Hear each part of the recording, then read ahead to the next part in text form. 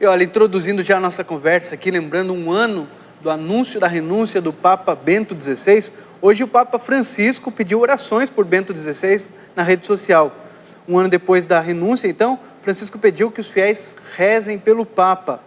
E aí ele disse assim: hoje convido-vos a rezar juntos comigo por sua santidade Bento XVI, um homem de grande coragem e humildade. Essa foi a mensagem deixada pelo Papa Francisco no Twitter. Papa Bento, um homem de grande humildade e coragem. Pois é, são uma das características de Bento XVI, não é? Daqui a pouquinho a gente vai falar mais sobre esse ano, né, que já se passaram, mas vamos rever como foi tudo isso? Vamos juntos. Naquela manhã, véspera de carnaval, a coragem de um sumo pontífice da Igreja Católica que admitiu estar cansado e sem forças para seguir com o pontificado. Ad conditionem certam perveni, vires meas, in gravescente etate, non iam aptas esse ad monus Petrinum eque administrandum. Plena libertate declaro, me ministerio episcopi Rome, successore Sancti Petri, vi per manus cardinalium, die 11 aprilis bis 15 commissum, quod ad me attenet etiam in futuro, vita oratione dedicata, sancta ecclesia Dei, toto ex corde servire velim. O que seria mais um consistório público para a proclamação de novos beatos acabou se tornando palco de um evento histórico. A notícia rapidamente compôs as manchetes dos jornais de todo o mundo. Na sala do consistório, em tom de despedida, os cardeais renderam homenagens a Bento XVI, que passou a ser considerado, com o gesto, o Papa da Humildade. Bento XVI apresentou sua renúncia ao ministério papal durante o consistório. O posto de Bento XVI ficará vago a partir das 8 horas da noite de 28 de fevereiro, quando será convocado um conclave para a escolha do novo Papa. É um momento particular. É um momento particular, difícil, mas bonito. Bonito porque percebemos que tem algo de novo, algo de profético. Percebemos que isso é para o bem da Igreja e talvez não entendamos tudo agora, mas daqui a alguns anos entenderemos o porquê do gesto do Papa. Passados 17 dias do anúncio da renúncia de Bento XVI, o momento que não sairá da memória de todos. Vimos os momentos finais de um pontificado que ficará para a história. Na última catequese, uma multidão que se emociona com o Papa, que escolhe abraçar a cruz de um modo diferente, numa vida escondida, longe dos holofotes. O Papa que reconhece que até o líder máximo da Igreja Católica é apenas um servo da própria Igreja que conduz. Agradeço a todos pelo amor e pela oração com que me tendes acompanhado. Obrigado. Nestes dias não fáceis para mim, senti quase fisicamente a força da oração que me proporciona o amor da Igreja. Continuem a rezar por mim, pela Igreja, pelo futuro Papa. O Senhor vos guiará.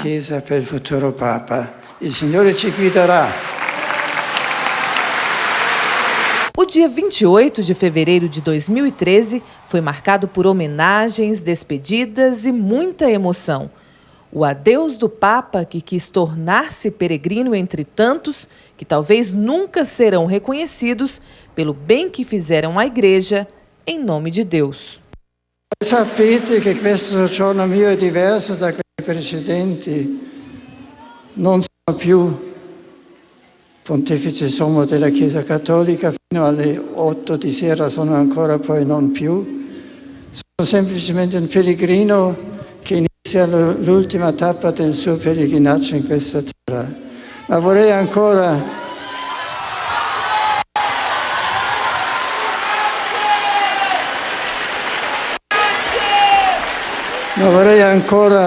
con il mio cuore, con il mio amore, con la mia preghiera, con la mia riflessione, con tutte le mie forze interiori, lavorare per il bene comune e il bene della Chiesa e dell'umanità. E mi sento molto appoggiato dalla vostra simpatia. Andiamo avanti insieme col Signore per il bene della Chiesa e del mondo. Grazie vi.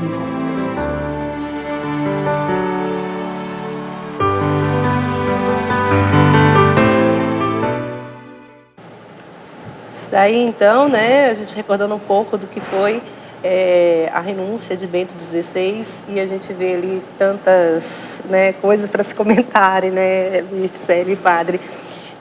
Uma das coisas que mexe mesmo conosco foi a humildade, né, e a coragem de Bento XVI.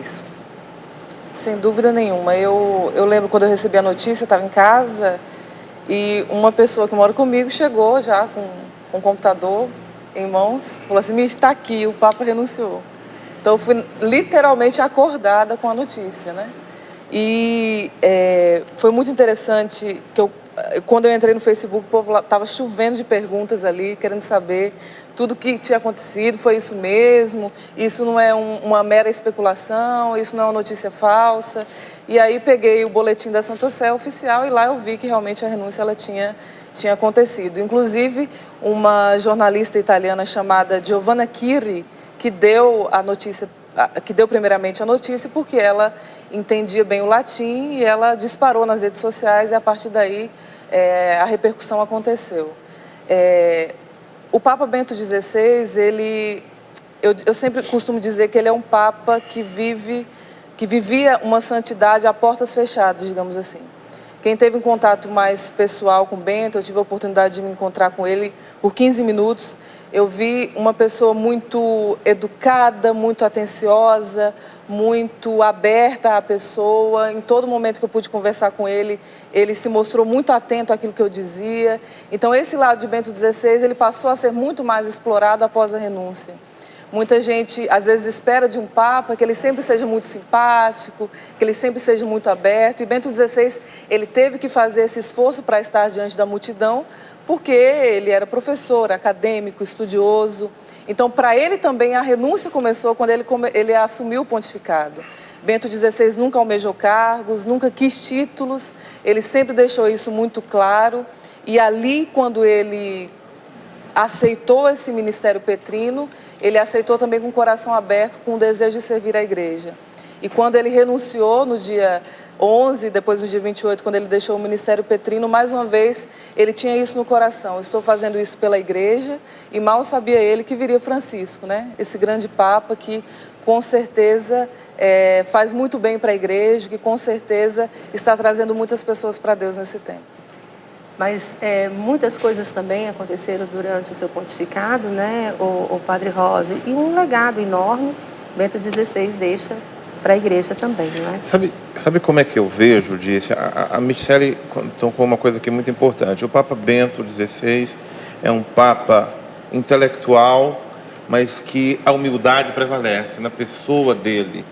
Ele sempre quis ser apenas um colaborador, sabe? Um simples colaborador da igreja. Foi assim com João Paulo II, quando ele era prefeito da Sagrada Congregação para a Doutrina da Fé. Ele muitas vezes quis renunciar e ficou ali por obediência, porque o Papa João Paulo II o pediu.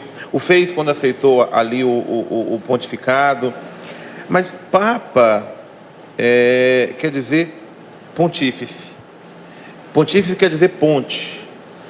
Eu penso que era difícil alguém suceder João Paulo II, porque João Paulo II foi um Papa magno, grande, 25 anos de pontificado, entende? Que trouxe para a igreja novos tempos. Quem é que a gente pensaria, alguém que poderia suceder João Paulo II? Era difícil. Então, óbvio que um colaborador dele seria alguém mais adequado, não é? Depois a igreja precisaria viver novos tempos. Esses novos tempos se chama Francisco. A sabedoria de Deus precisava de uma ponte para ligar um pontificado, que foi João Paulo II, e esse pontificado, que agora é o pontificado de Francisco. E essa ponte, esse pontífice se chama Bento XVI. Né? Um homem que soube ligar bem essas duas estruturas da igreja. Uma igreja missionária, que precisava se solidificar no mundo, como fez João Paulo II, e uma igreja agora que precisa se voltar para as periferias, como vem nos chamando o Papa Francisco. Não é? E aí eu acho que foi essa figura extraordinária de Bento XVI que veio para ser uma ponte entre dois grandes homens, Papa Francisco e Papa João Paulo II, e ele cumpriu isso de uma forma extraordinária. O seu gesto de renúncia foi um gesto muito profético. Eu tenho aqui algumas participações também já dos internautas. Uma lá do Rio de Janeiro, da Judite Abdelnur. Aí ela diz assim: aos dois papas, pois nunca Bento XVI perderá sua santidade. Que Deus abençoe e proteja aos 2 papas, pois são nossos guardiões e nossos evangelizadores. A Ivaneide, lá em Manaus, ela diz assim que a humildade do Bento XVI nos faz refletir a vida, valorizar as oportunidades que o Senhor nos concede, valorizar o próximo e amá-los. Obrigado, Senhor, por esse grande representante. E a Jane dos Santos também agradece a Deus por usar esse homem, Bento XVI, para nos fortalecer espiritualmente. São algumas das nossas participações aqui. E o que falava ali também na retrospectiva, quando Bento XVI anunciava a sua renúncia, ele dizia exatamente isso, né? Que ele ia continuar servindo a igreja em oração, em reflexão, até o fim da sua vida. E é justamente o que vem acontecendo, não é? Exatamente. Tem até uma homilia muito interessante de Bento XVI, em que ele faz uma explicação belíssima sobre o porquê a igreja batiza as crianças. E ele diz o seguinte, que com isso a igreja quer demonstrar que o ser vem antes até mesmo do fazer. Então, antes de qualquer coisa, antes mesmo dela ter consciência disso, aquele ser humano, aquele pequeno ser humano, já é um filho de Deus. Já é um ser separado, já é um ser consagrado a Deus. E em um mundo onde impera sempre a lógica do fazer, a pessoa é por aquilo que ela faz, Bento XVI é mais essa demonstração de que ele está na igreja não somente pelo que ele faz, mas pelo que ele é, pelo testemunho dele.